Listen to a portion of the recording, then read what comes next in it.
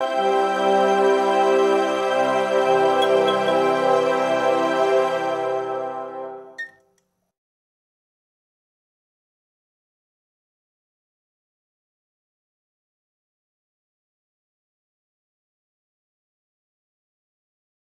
first scene of the film is Bert and Mitzi Fabelman taking their kid Sammy to the movies, his first movie, and he's scared.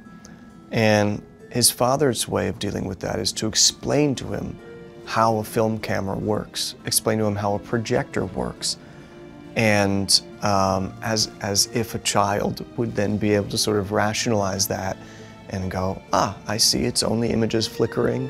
They're still images. It's not real. They're actually not even moving themselves. And finally, Mitzi sort of cuts him off and says, they're wonderful dreams, and you'll never forget them.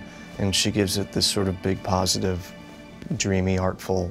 And yes, you absolutely see, I think, Stephen. I think you see both parts of Stephen and his parents, because he's obviously such,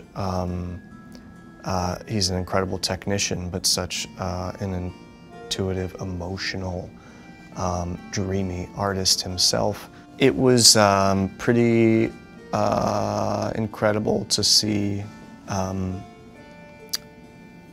Stephen looking back at his life and, yeah, tears streaming down his face, right? Which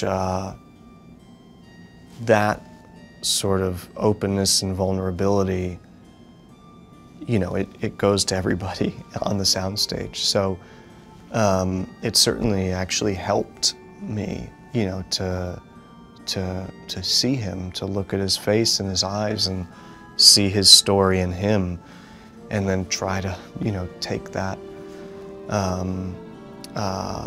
It just sort of raises the stakes almost, or something, in a wonderful way.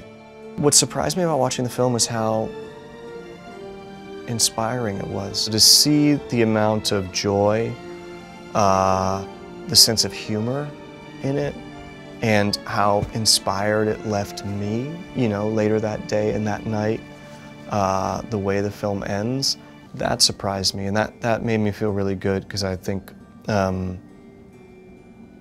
you know, that's a wonderful thing to give to an audience. We're talking a lot about how personal this is for Stephen and his life, but I think ultimately the reason that it's the Fabelmans is because it could be anybody's family, right? And we've all had a relationship with one of our parents, or our parents did, or our sister. The film goes beyond Stephen. There's something in it for anyone who's had a family, for anyone who's loved the movies, for anybody who's like dared to dream, you know, and dream big and had a passion. Having the access to Stephen's personal stuff, family photographs, home movies, voice recordings. Yeah, that was a treasure trove for me as an actor, and sort of remarkable to have that sort of intimate relationship with somebody like Stephen.